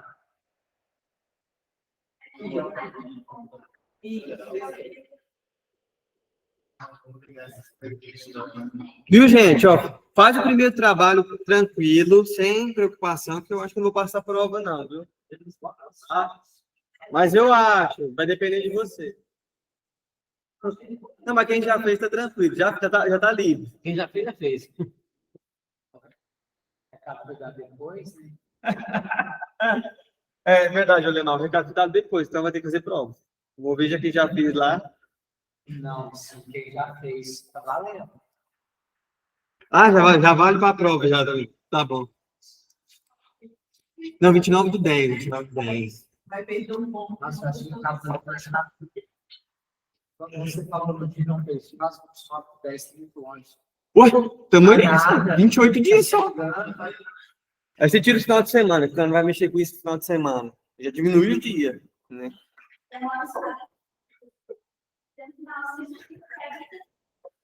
É tudo isso, não, gente.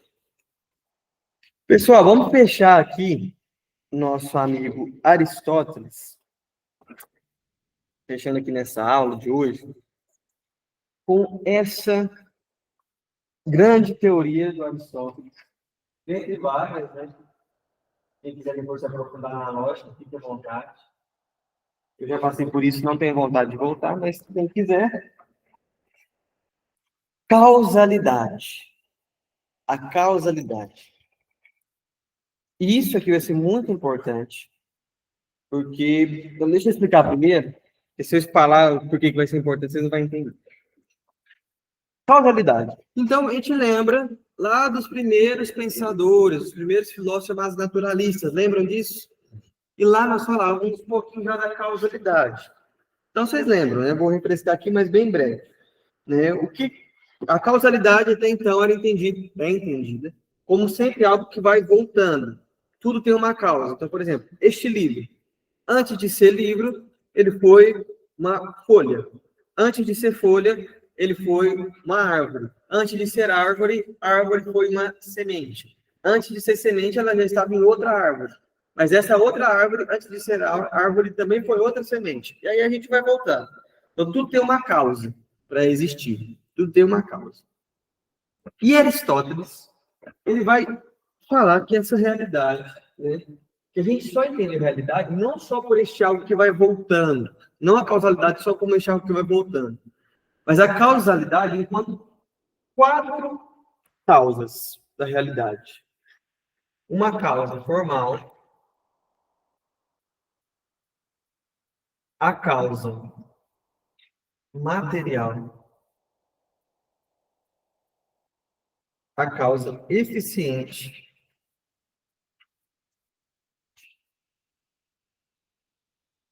e a causa final.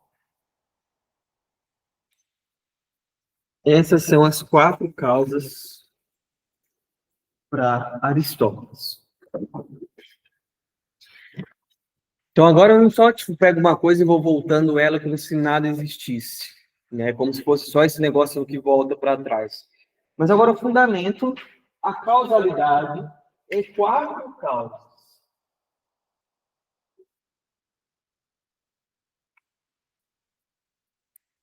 Muito fácil, gente. O que vocês vão ver? Bem tranquilo mesmo, tá? A causa formal. Né? Eu vou escrever em forma de perguntas, para a gente poder entender, tá? Não, não escrevo em forma de perguntas, não. Vou dar o conceito direto.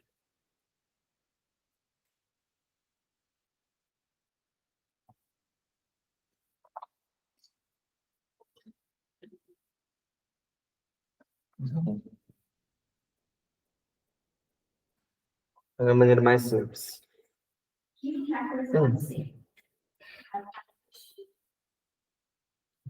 Aqui vai ficar bem simples. Muito tranquilo.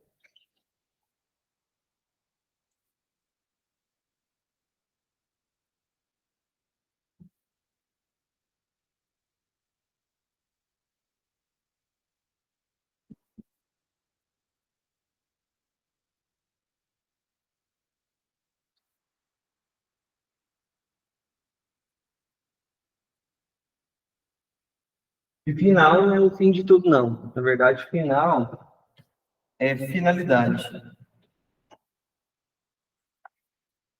Final até passou, né? Era 2000. Finalidade. Porque a gente vai partir de algo muito simples para falar de algo muito complexo. Então, essas são as 4 causas da realidade. Não é simplesmente ficar voltando para trás. Mas, causa formal. Qual é a forma? Então, isso é muito simples. Né? Vamos pegar esse exemplo de uma cadeira. Né? O que me faz dizer que uma cadeira é diferente da mesa? As 2 são feitas de madeira, mas a forma delas são diferentes. Sim ou não? Ótimo. Então, existe essa causa formal de todas as coisas, da realidade, que me ajuda a diferenciar os objetos, certo? Então, existe uma forma de mesa, uma forma de pincel, uma forma de cadeira, uma forma de ser humano. Material, do que algo é feito. Isso aqui é matéria e forma, né? Então, a gente lembra disso, né? Então, essa cadeira é feita de madeira. Né? Então, a forma dela é de cadeira, o material dela é de madeira. Quem fez? A causa eficiente. A gente pergunta, quem que fez?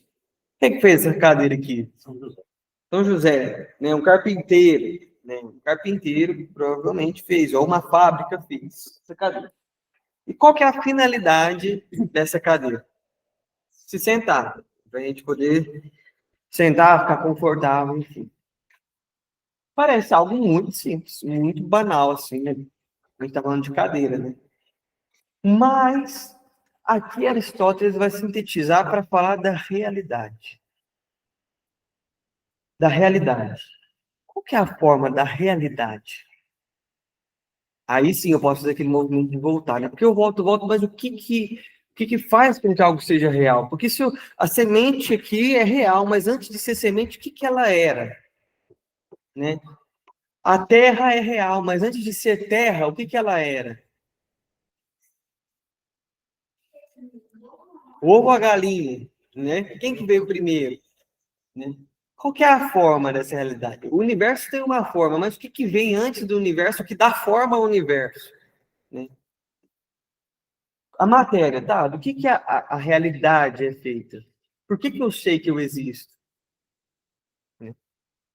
Por que eu sei que o outro existe? Por que eu sei que as coisas existem? Por que eu sei quando algo é feliz e quando algo é triste? Por que eu choro de felicidade em vez de chorar só de alegria?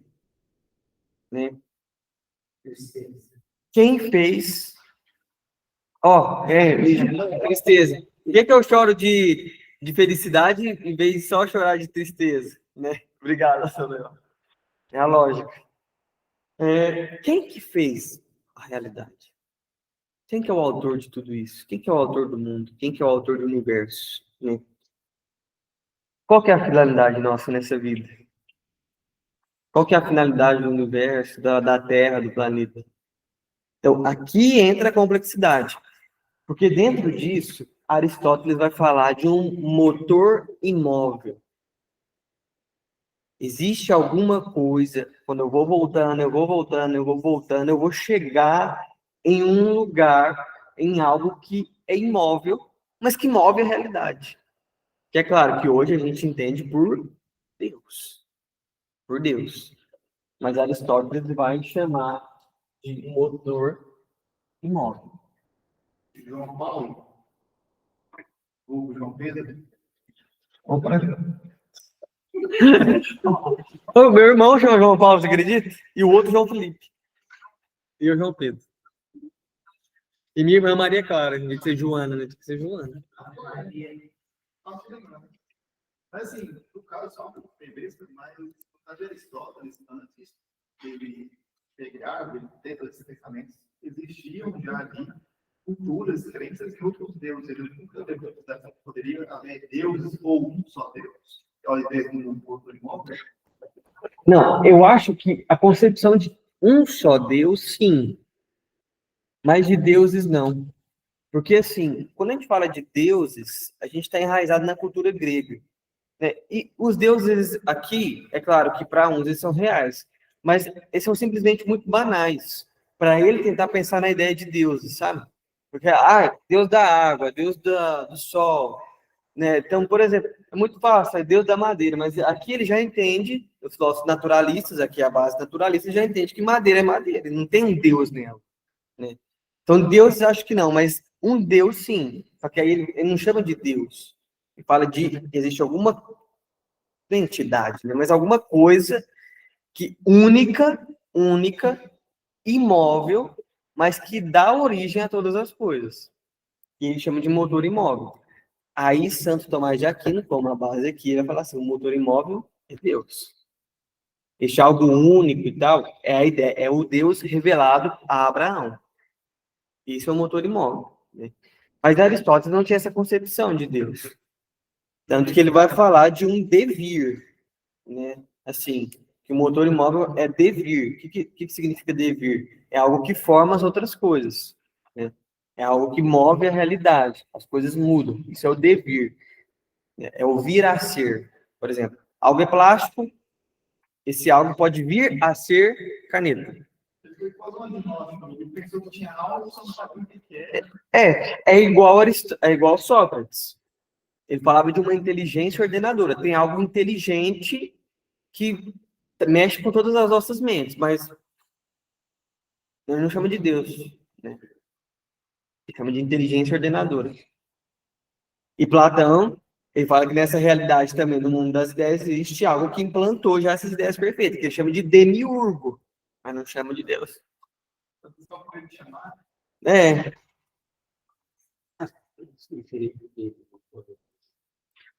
não, exatamente, eles não tinham a concepção da revelação, né? Eles igual Abraão, eles não tinham essa concepção de Deus, né? Por isso que esses nomes também, né? Mas talvez, se vivessem mais uns anos, chegariam a uma conclusão de um Deus, de fato, igual a gente pensa, igual nos foi revelado. Certinho essas 4 causas, gente? Só isso. E eu falo assim, que isso é muito importante, que, por exemplo, lá em Santo Tomás de Aquino, ele tem, na Suma Teológica dele, vai falar, por exemplo, da virtude da castidade. Dá um exemplo. E ele fala que a castidade não é... Você sabe o que é castidade, né, gente? Tipo assim, de abster só para explicar para quem não sabe, mas abster dos prazeres sexuais, controlar os impulsos sexuais, para viver bem a fé. E aí, a gente acha que isso é algo mais humano, é corporal. Só que o Santo Tomás de Aquino fala que isso é uma virtude do espírito. Aí como que ele explica isso? Ele pega isso aqui. Qual que é a forma da castidade? É o prazer sexual. Qual que é a matéria? É o corpo, né? Qual que é a finalidade da castidade? Preservar a alma do pecado. Quem que fez? Quem que deu este dom? O Espírito. Por isso, castidade é virtude do Espírito, não do corpo. Entendeu? Hoje a gente tem algo muito pronto, né? A gente sabe, castidade é virtude do Espírito Santo. Mas por quê? É lá de Santo Tomás de Aquino, raciocínio de Aristóteles. Então, isso aqui é bem bacana de a gente entender também e finalizar Aristóteles com as 4 causas da realidade. E é claro que depois, né, Aristóteles vai falar de política, também ele vai defender um negócio chamado demagogia, né? Ele vai falar que é uma junção de democracia com uma possível, talvez, alguns elementos de outros sistemas políticos, enfim. Ele vai falar sobre a vida, como nós devemos viver bem. Aí tem esse livro chamado Ética Nicomo, que é o que é ética, né? A diferença de ética e moral. Então tem muitas outras coisas. Mas o que é principal a gente aprendeu aqui. Os principais conceitos, né? Matéria, forma, causalidade. Certo? Então, ótimo. Depois de Aristóteles, pessoal, nesses minutos finais eu vou falar algo para a gente concluir o raciocínio aqui. Então, aqui a gente fecha, né, essa parte que nós chamamos de filosofia antiga. Filosofia antiga a gente fecha com esses pensadores. A gente coloca 3 grandes, né, porque Sócrates é aquele principal divisor de água, vamos dizer assim, mas temos 2 que vai mover agora tudo daqui para frente da filosofia, que é Platão e Aristóteles, né? Platão e Aristóteles. E depois de Aristóteles, nós vamos ter, dentro desse, lembra do helenismo que eu falei para vocês? Da difusão da cultura grega, que estava tendo na época dele, a gente vai ter uma filosofia helenística, que vai buscar o que é a felicidade, justamente sobre isso. E aí nós temos alguns pensadores, alguns filósofos, né, como Zenão, como outras correntes filosóficas aqui, a gente acha uma mais simples, a corrente do cinismo, o ceticismo, sabe, aquele que não acredita em nada, enfim, vai surgir uma corrente filosófica buscando a felicidade. Tem até o tal de Diógenes, depois vocês podem pesquisar, né, que Diógenes falava que a felicidade é o desapego. Tanto que vocês pesquisaram, será que tem internet aqui, gente? Eu vou pesquisar? Meu pai travar esse computador aqui do Vitor.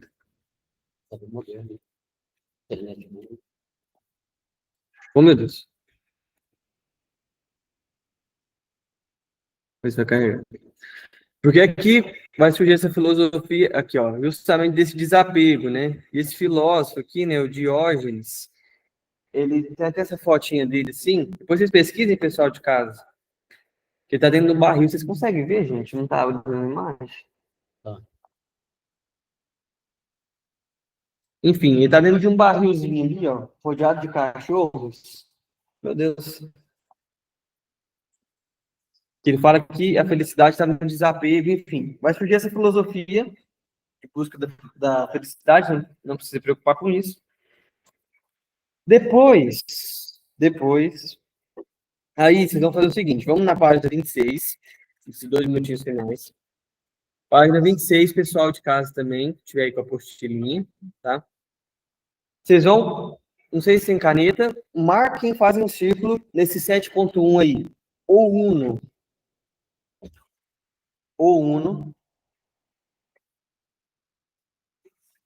Puxa um tracinho, escreve assim, plotino.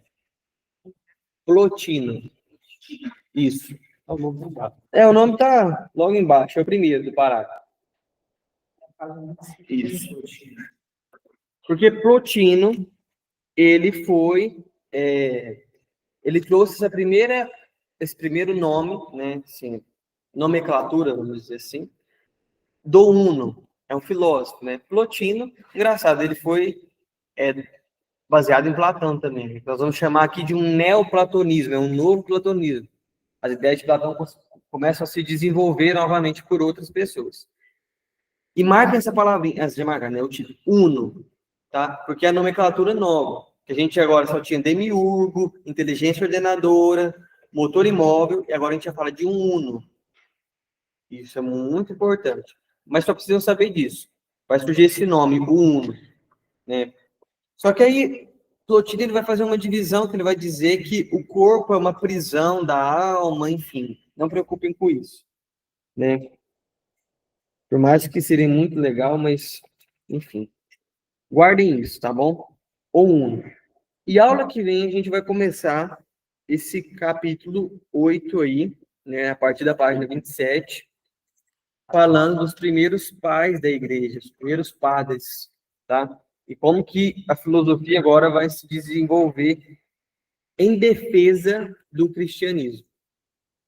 Tá? Viu, né? A gente precisou fazer toda essa base para o negócio começar a ficar legal agora. Para a gente usar a filosofia para defender o cristianismo. Meu Deus. Beleza? Então, só, assim, finalizando Aristóteles, só lembrar desse uno. Teve esse Plotino que falou desse nome uno, que é importante para a teologia, para falar da unidade de Deus. Né? Um Deus em três pessoas, um único Deus. Unidade. Plotino não fala isso, mas o fato dele afirmar que existe um uno já é importante aqui agora para depois a gente defender a nossa fé com a filosofia, tá bom? Glória ao Pai, ao Filho e ao Espírito Santo. Pessoal, muito obrigado pela atenção, pessoal de casa.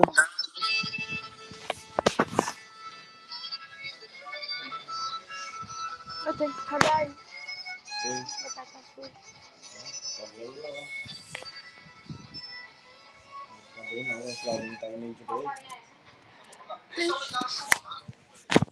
Tem sim, meu pai tá muito sujo. Não, só escreve aí. Não. Meu pai é sujo.